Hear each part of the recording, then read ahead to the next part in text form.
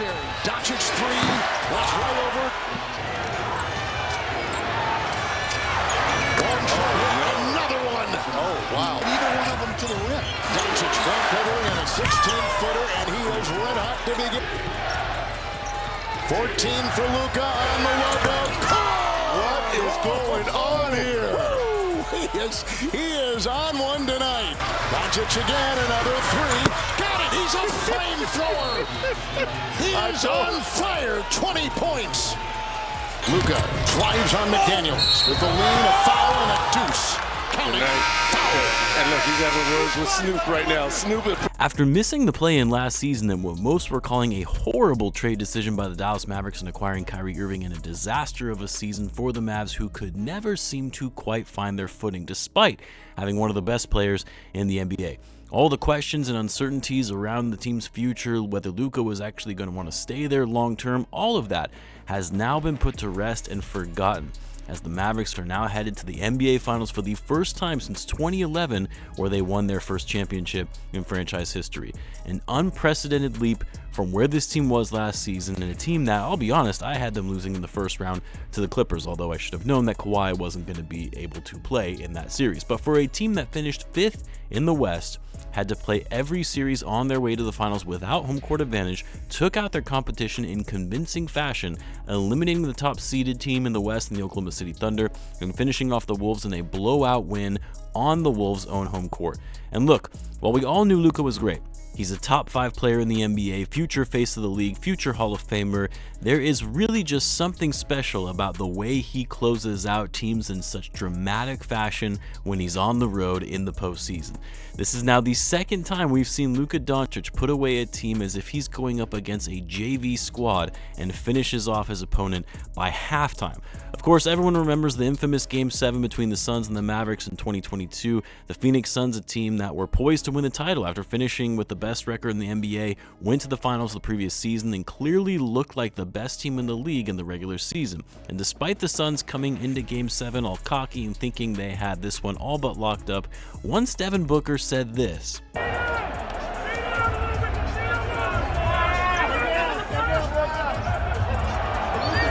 it was over. Luka would go on to have a Jordan-esque performance where he took it personally and would obliterate the Suns in the first half and embarrass them in front of their own hometown fans, finishing the game with 35 points in 30 minutes, shooting 12 for 19 from the field and 6 for 11 from 3, with the best box plus minus of his career, playoff career, at plus 37. But while the victory in dismantling the Suns was sweet, it wasn't all but roses for the Mavericks, as they would go on to lose to the eventual champion Golden State Warriors in 5 games in the conference finals. And yes, the Mavericks would lose Jalen Brunson, which right away looked like a mistake with the improvement of the New York Knicks and then also the fall of the Dallas Mavericks. But this season, in particular this postseason run, has shown why the Mavs are primed to win the title, to add even more accolades to the young Luka Doncic. Now, Luka's performance against the Suns was a classic, and we'll always remember the famous photo of him looking up at Devin Booker to remind him just how badly they were killing his team. But in this most recent elimination game against the Timberwolves, Luka took things up a notch by not only trash-talking his way throughout it to both the players and the fans, but in coming out of the gate on this game and taking it to the Timberwolves' throats, dashing any hopes they had of potentially making a comeback in this series after winning Game 4. Luka in the first half could not miss. He would put up 25 points by halftime, was hitting step-back threes like he was playing in a pickup game, and was getting to the rim at will. The confidence, the poise, the energy, everything you saw from Luka Doncic in that first half, you knew that this game was over.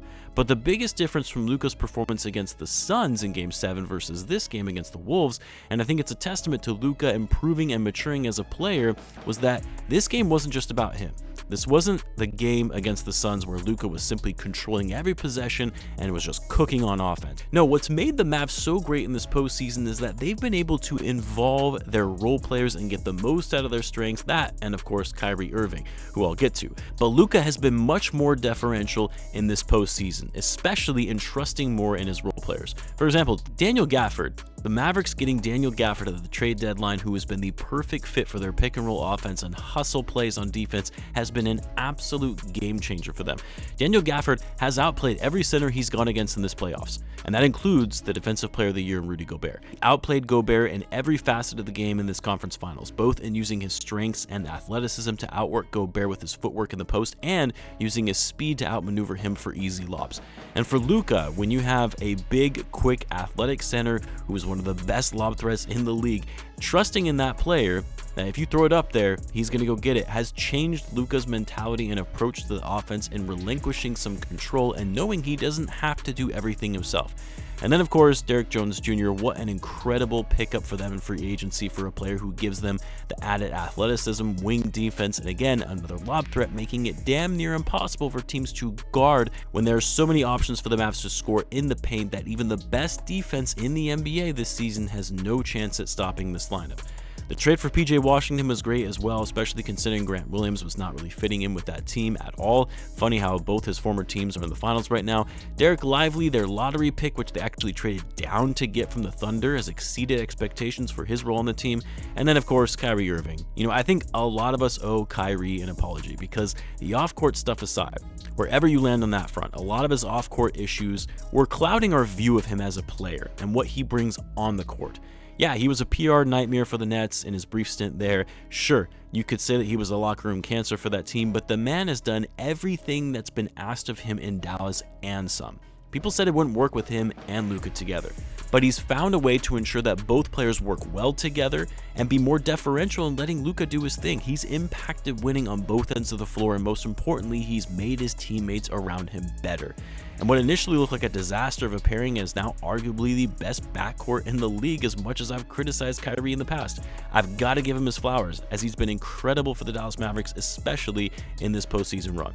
So hats off to this team, who a lot of us weren't sure what was next for them in their future.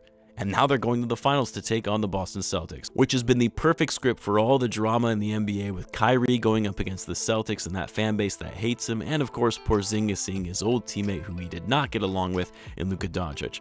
I'll have a more in-depth finals preview video out, by the way, next week before the series kicks off. I just had to come on and share my thoughts on this Western Conference Finals series because I cannot believe Luka Doncic did it again in sending another team home, the favored team of the series, sending them home like that, like it was just nothing to it for him. Does he get his first championship though? I'm calling it now. Mavs in 6. I think they take out the Boston Celtics, who haven't really been tested the whole playoffs thus far. Let me know what you guys think though. Like I said, I'll have a final series preview video out next week, but let me know who you've got. Let me know in the comments. As always, be sure to subscribe, and I will see you in the next one.